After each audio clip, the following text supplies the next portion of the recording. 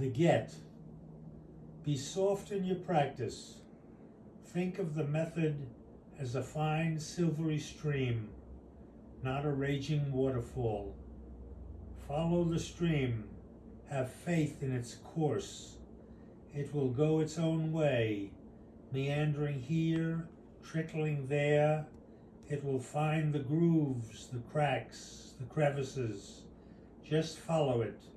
Never let it out of your sight. It will take you. Sheng Yen. Many years ago, when I was first teaching Jewish studies, I gave an evening lecture at Kripalu, the Center for Yoga and Health in the Berkshires.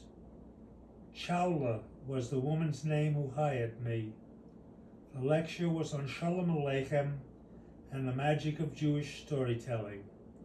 I talked about his life, the major themes in his work, and told many jokes which brought smiles to everyone's faces, except for one woman who sat in the front row on my right side.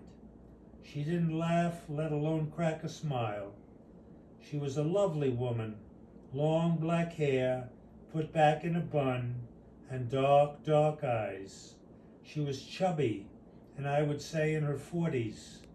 After I was finished, as everyone was leaving, she came up to me and told me how much she had enjoyed my lecture. The next day at lunch, while I was standing in line in the cafeteria, the same woman came up behind me and waited her turn. I nodded to her, and she to me. Then, while we were getting our food, she said to me, "Dick, if you have a few moments, I would like to tell you a story." "Of course," I said. "I always have time to listen to a story."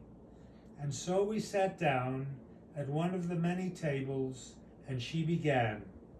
"I come from a Hasidic community. I was married to a man who abused me and my 3 children for 10 years. At the end of the 10 years, I decided to get a divorce, a get. This is not an easy thing to do in the Hasidic community, because when a woman goes before the rabbinic court of 3 rabbis, they do not believe the woman, but instead they take the word of the man. My husband denied everything, and so twice I went before the rabbinic court, and each time they denied my request for a get.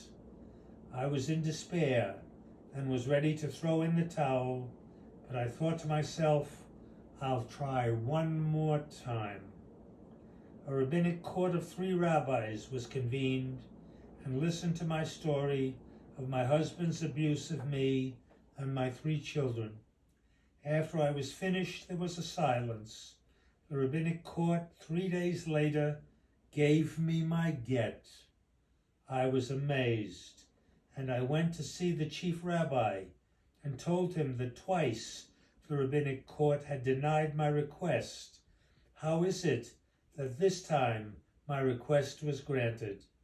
He said to me, "I noticed when I was reading your papers, your name is Sharon Horowitz, and your family is from Budapest.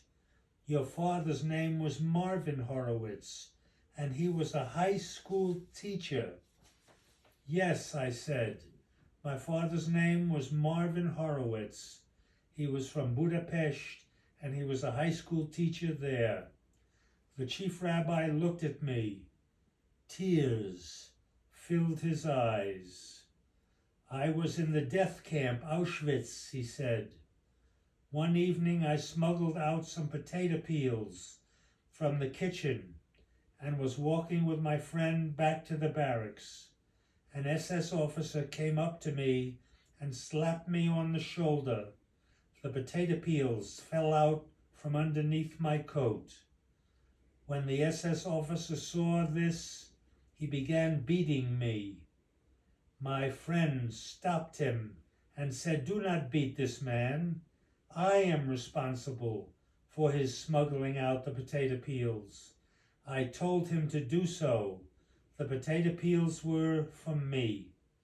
The SS officer began beating my friend, knocked him to the ground, and kicked him mercilessly in the kidneys. My friend died that night from kidney failure. His name was Marvin Horowitz. He was your father. I thought I would never be able to repay the debt, but now I have done so.